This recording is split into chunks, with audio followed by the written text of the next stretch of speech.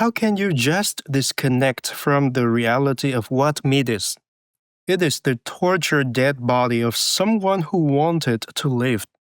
Is it really worth the 5 minutes of eating pleasure to deprive them of their entire life? Please choose compassion and stop supporting these industries. Kurt Adams, vegan.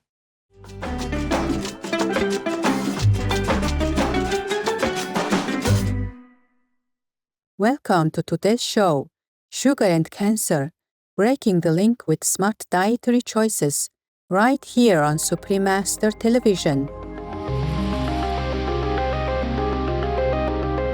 According to the American Cancer Society, in 2022, approximately 20 million cancer cases were newly diagnosed and 9.7 million people died from the disease worldwide. By 2050, the number of cancer cases is predicted to increase to 35 million based solely on projected population growth. With such alarming statistics, it's only natural to wonder what causes cancer. While there's no single answer, scientists believe it's the result of a complex interaction of many factors: genetics, environment, lifestyle choices, and individual characteristics that together lead to the development of cancer. Today, we'll focus on one such factor: sugar. You may have heard claims like people with cancer shouldn't eat sugar because it fuels cancer growth, or even sugar causes cancer. The connection between sugar and cancer is more complex than it might seem. Both of these statements contain elements of truth, but they are also oversimplified. So, what exactly is sugar?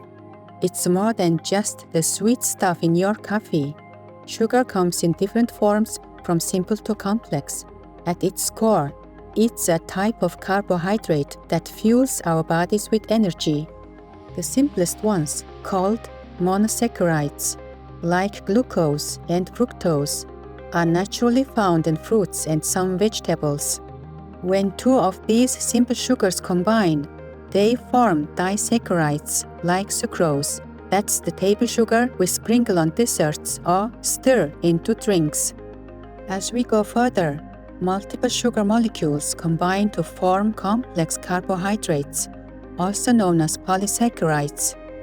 These long chains of sugar molecules are present in foods like rice, bread, pasta, and potatoes. Unlike simple sugars that are quickly absorbed, complex carbohydrates need to be broken down into simple sugars before our bodies can use them, especially glucose, which is the main fuel for our cells. Whether it comes from a sweet treat or a starchy meal, glucose enters our bloodstream and gives our cells the energy they need to keep us going.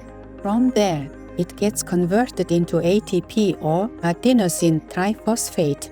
That's like a rechargeable battery that powers everything in our body, from thinking to moving.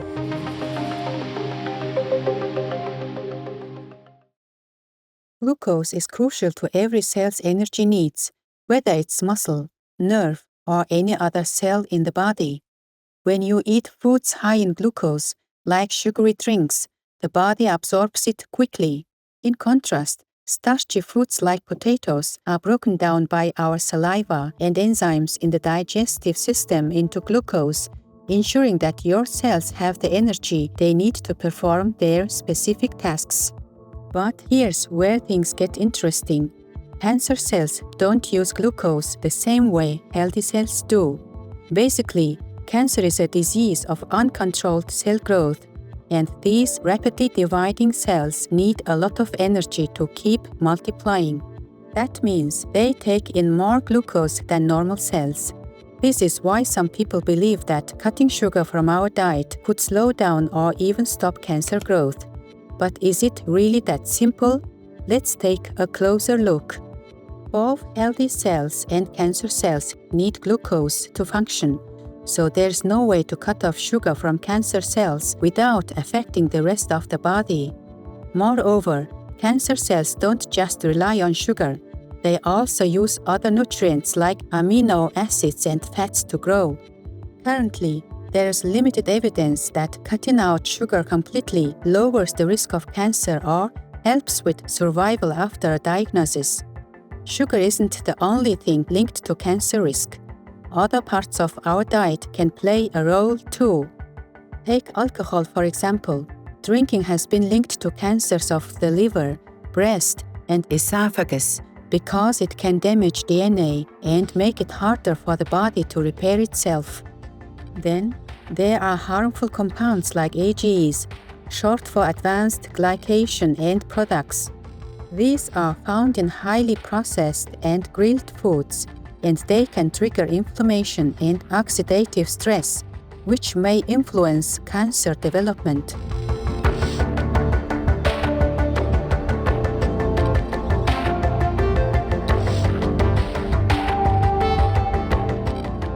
Processed and red meats of animal people have also been linked to a higher risk of colorectal cancer, and it has a lot to do with how they are cooked and processed.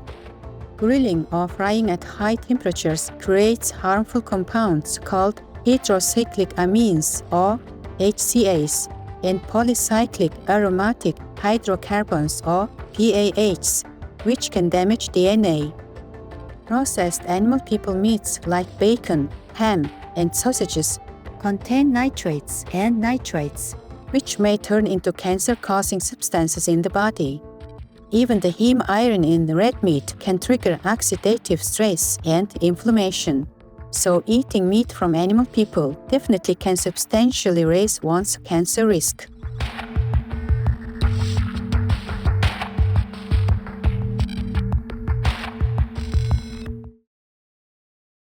Vegan, 'cause we protect the defenseless.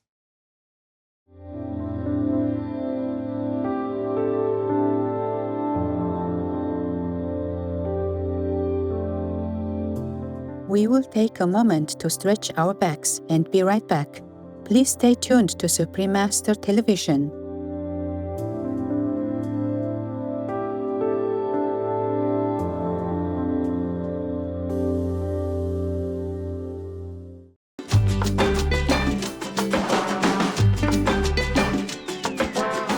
Intelligent viewers, welcome back to Sugar and Cancer, breaking the link with smart dietary choices on Supreme Master Television.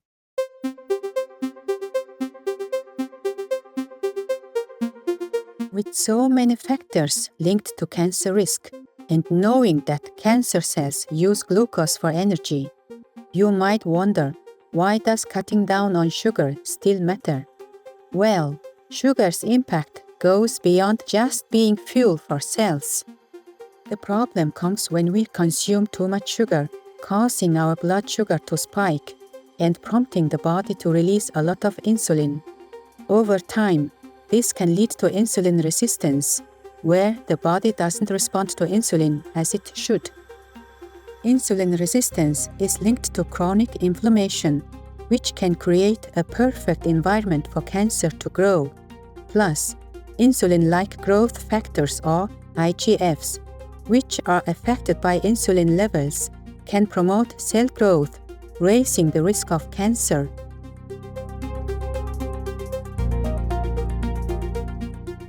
Insulin resistance doesn't just increase the chances of cancer, it's also a major risk factor in the development of type 2 diabetes. This leads to metabolic imbalances and inflammation, both of which can raise the chances of developing certain cancers. So reducing sugar intake doesn't just help keep blood sugar in check, it also lowers your overall risk of both diabetes and cancer.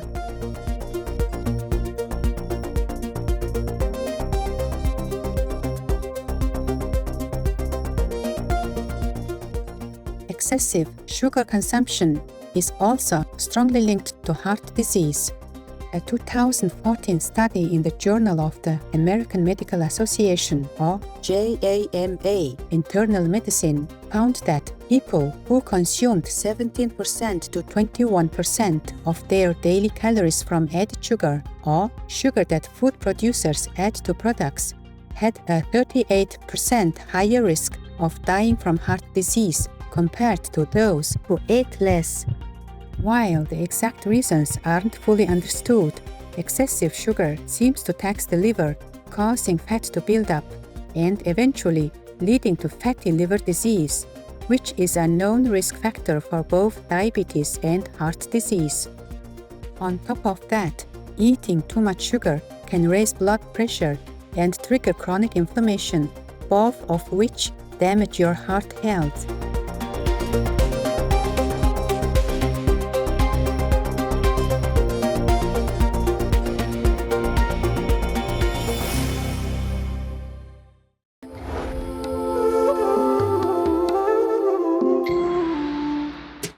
By creating peace, we all can make a loving, serene, and prosperous world.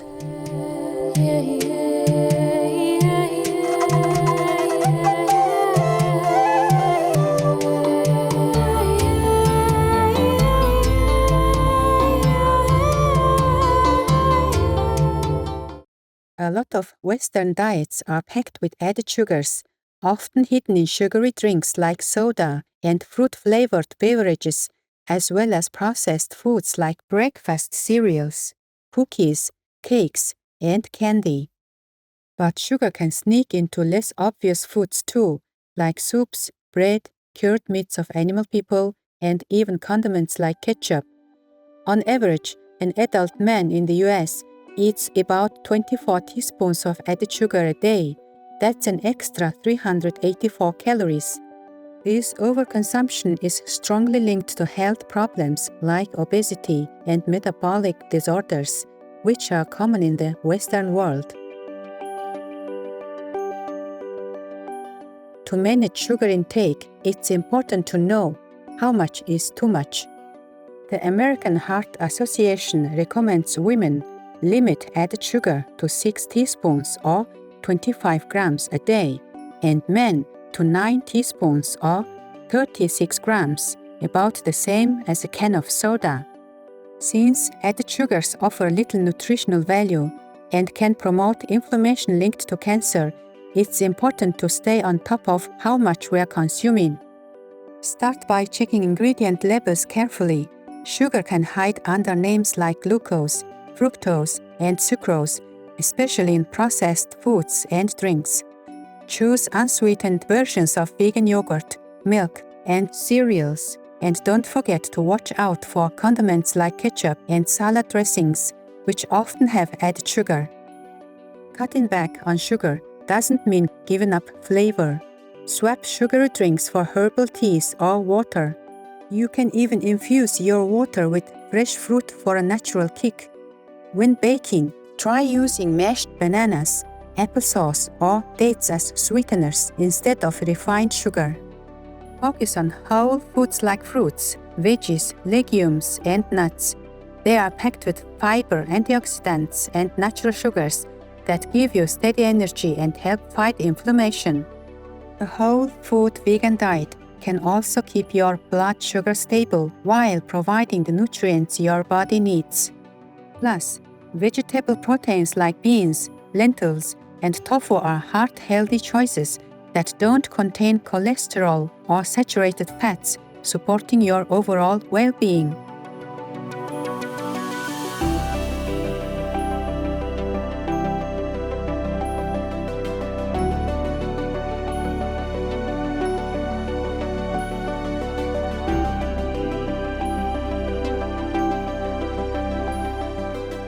Remember, every positive choice adds up, and your efforts to nourish your body with wholesome vegan foods and healthy habits will pay off in the long run.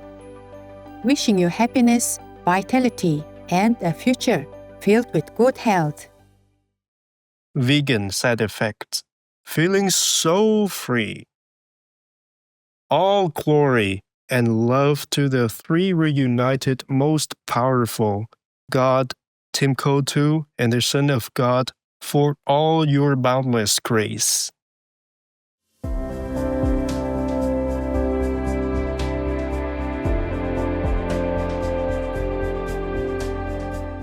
Beautiful viewers, thank you for being with us for today's show. May your mindful choices nurture harmony and inspire a more peaceful world.